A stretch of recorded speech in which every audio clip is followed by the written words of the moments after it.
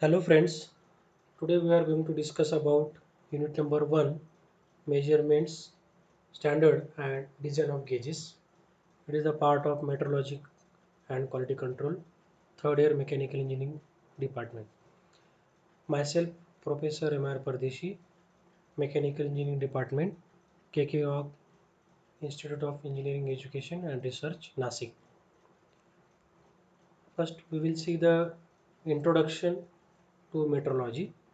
Metrology is the word to it is derived from two Greek words such as metro, which means measurement, and logy means the science. The metrology is the science of precision measurement. Introduction to measurement. Measurement is defined as the process of numerical evaluation of a dimension or the process of comparison with standard measuring instrument. The element of measuring system include the instrumentation, calibration standard, environmental influence, human operator limitation and feature of the workpiece. Then the standard of measurement. The term standard is used to denote universally accepted specification for device, components or processes which ensure conformity and interchangeability throughout a particular industry. A standard provides a reference for assigning a numerical value to a measured quantity. Suppose if we measure any length or any angle, so that whatever the numerical value is there, it is same for whole the world. So the interchangeability through a particular industry or the standard provides the reference for assigning numerical value to a measuring quantity. Then the calibration standard, the working standard or of a industrial or the governmental laboratories. So the calibration standard means the working of this particular standard. If you want to calibrate some devices, so you need to refer a calibration standard. Then the metrology standard, the reference standard of industrial or governmental laboratory. Then the national standard, it includes prototype of natural phenomenon of System International, that is SI, the worldwide system of weight and measure standard. The line measurement, so the linear measurement, it having the line standard, end standard, and wavelength standard. These are the classification of these standards for the linear measurement.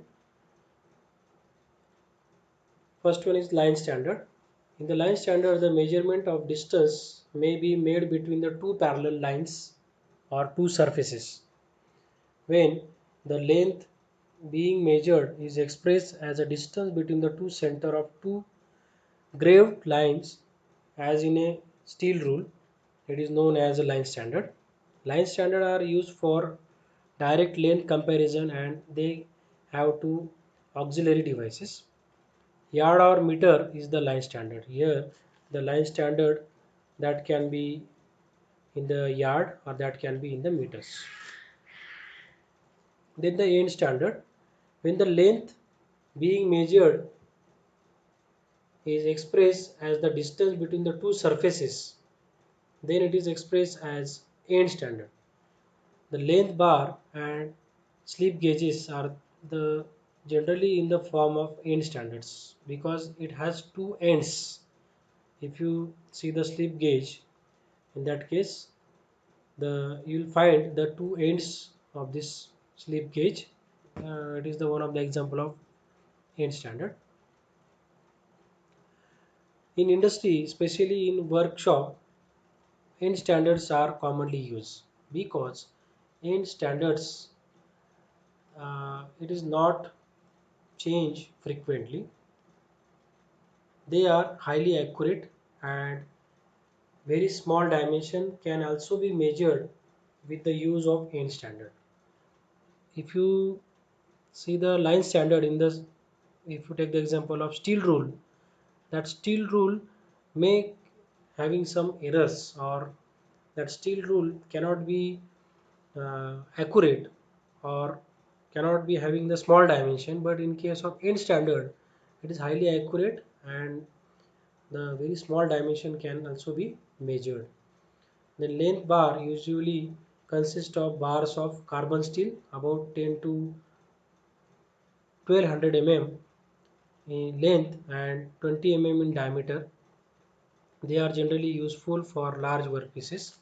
So basically the carbon steel is using for this manufacturing of this N standard, because it will avoid the wear of this at the time of measurement.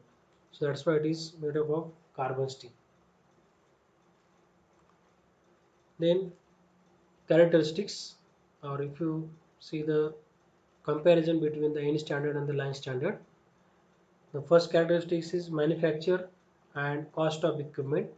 So as I told you, the carbon is using, so it is complex process and the cost of manufacturing is very high. Due to that, the material cost, and obviously it is manufacturing cost is also more.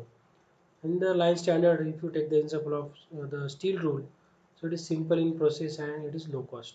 So time of measurement, so time required is high, required is less. Accuracy, if you talk about the accuracy, the high degree of accuracy up to plus minus 0.001 mm, and in case of line standard, so plus minus 0.02 mm is the accuracy. Errors, the errors in the N standard, the change in temperature or improper ringing of slip gauges may lead to some error, and in case of line standard, possibility of parallax error is there. We'll see the types of error in the next slides. Effect of use, so the end pieces can be hardened due to the continuous use. Measuring faces get worn out. As I told you earlier, the end standards, suppose the slip gauge is there, so the ends are worn out due to the frequent use of this particular slip gauge, lane bar or slip gauge.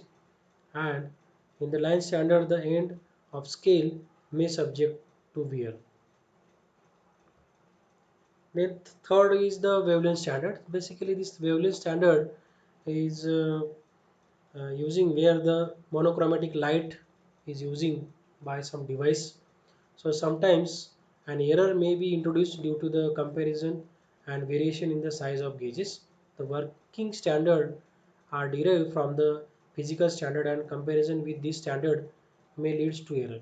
So use of wavelength of monochromatic light, which is natural and static unit of length, as the working standard, will reduce the dependency problem on physical standard. The wavelength standard has no effect of variation in the temperature, pressure, or overall environment.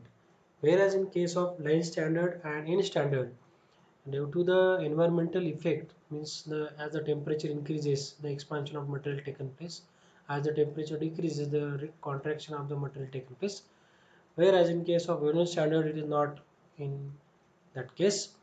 It is easily available, and the internal standard measurement, the meter in terms of wavelength, krypton is using. So 86 krypton, and 1 meter is equals to 1650763.79 into wavelength of radiation of this particular monochromatic light will be the 1 meter of this particular measurement. Then the next topic is the calibration. Calibration standard, as we have discussed earlier, the one of the type of calibration standard. If you want to calibrate any device, so you need to follow the calibration standard. So calibration is the bringing a measurement system into accordance with the external authority or using some standards. Means at the time of calibration, suppose your scale has to be calibrated. So by using the calibration standard, that scale has to be calibrated, or that particular slip gauge, whatever the ends are worn out, so that ends has to be again resized by referring the calibration standard. For example, calibrating a balance, use of standard that have known masses, then two masses that can be compared with the calibration standard, and then relate the response of balance to unit of kg. Then we can do this particular calibration in the lab also. Then the next topic is traceability. Traceability is the chain of calibration genealogy that establishes the value of standard or measurement. In the US, traceability for the most physical and some chemical standard. Chemical standard goes back to the NIST. NIST is the National Institute of Standards and Technology. The National Institute of Standards and Technology is the organization.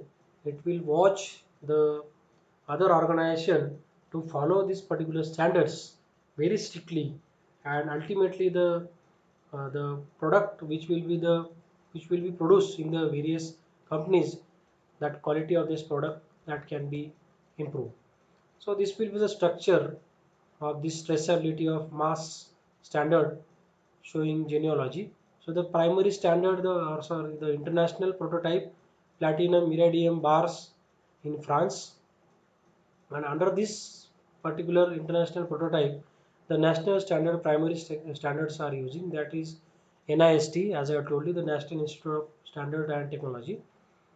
And under this particular organization, the commercial standard or the secondary standard is following that NIST. uh, Suppose the weight metrology calibration lab, metrology lab, or the weight lab. And under this, the working standards means individual laboratory is working under this particular secondary standards. So these are the steps to follow the traceability. Means primary standard is following the international prototype, then primary standard, secondary standard, and the individual laboratory. So that whatever the standards are there, that will percolate up to the individual laboratories. That is called the traceability. So traceability note, this is the catalog example, traceable to NIST.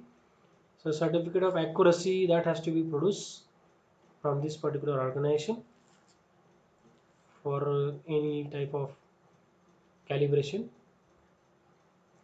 Then next topic is error. So error is the responsible for the difference between the measured value and the true value. That is called error.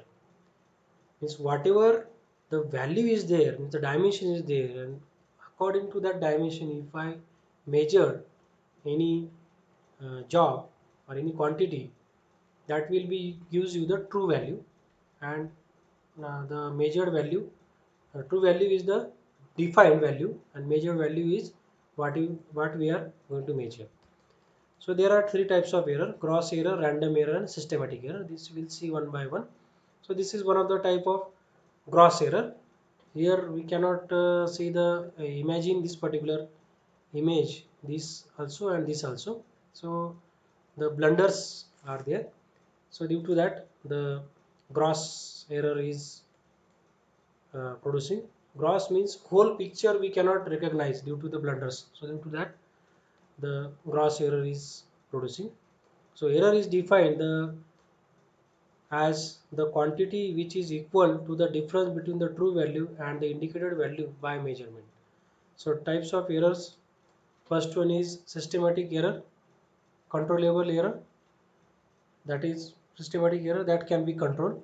These errors include calibration error, error due to variation in the atmospheric condition, variation in contact pressure, etc. Then random error, these errors are caused due to the variation in position of sitting standard, and workpiece error due to the displacement of level joint of instrument due to the backlash and friction this error is induced. Then environmental error. These errors are caused due to the effect of surrounding temperature, pressure and humidity on the measuring instrument. External factor like nuclear radiation, vibration and magnetic field also lead to error. Then alignment error, or we can say that it is a cosine error. This error is based on Abbe's principle of alignment, which states that the line of measurement of the measuring component should coincide with the measuring scale or axis of the measuring instrument. These errors are caused due to non-alignment of measuring scale to the true line of dimension being measured. So here we can see the picture, the alignment error or the cosine error in terms of scale. Suppose if you tilt this particular scale and if you want to measure this particular length, that is capital L, so due to this theta here the angle is produced by this particular scale, so this L will be changing.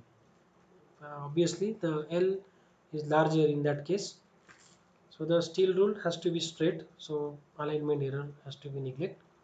Another example of cosine error using the dial gauge, as shown in figure, the dial gauge has to be fitted straight or the perpendicular to this particular surface, then only we will get the accurate size of this particular object. Then next is the elastic deformation or support error. Long bars due to the improved support or due to self weight may undergoes deflection or may bend. So here the elastic deformation of this particular support will be producing the error, support error. Then dirt error. Sometimes dirt particle can enter in the inspection room through the door and the windows. These particles can create small dirt errors at the time of measurement. Then contact error. The ring as shown in figure, this thickness of this measured number of times the contact of jaws of the workpiece plays an important role while the measuring the laboratory or the workshop. The following example shows the contact error. Here the contact error, the jaws of instrument and this is the workpiece. So jaws of workpiece, here the contact is not as like want to measure, so this will be produce the error, the contact type of error. Then parallax error due to the observer position, this is the perfect position of this observer, this is also wrong position of observer, this is also wrong position of observer. So if you see the scale in the straight eye, then we'll get the exact dimension of this particular scale. So reading error or the parallax error, that the position of the observer at a time of taking the reading on scale can create the error of parallax. Then errors and uncertainty. Errors lead to uncertainty in measurement, can never know the exact true value for any measurement. Then idea of true value in abstract, never knowledge knowable or in practice get close enough. Uncertainty is the estimate of inaccuracy of measurement that include both the random and systematic component.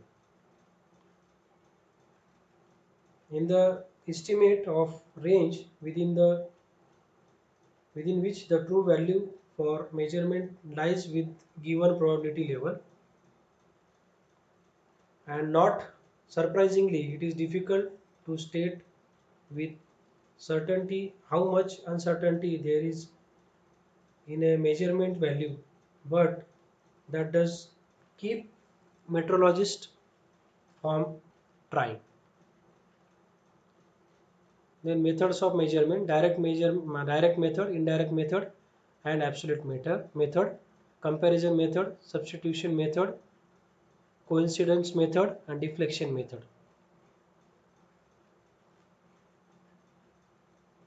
then measuring instrument and their selections. We'll see in the next video. Thank you for watching. Thank you very much.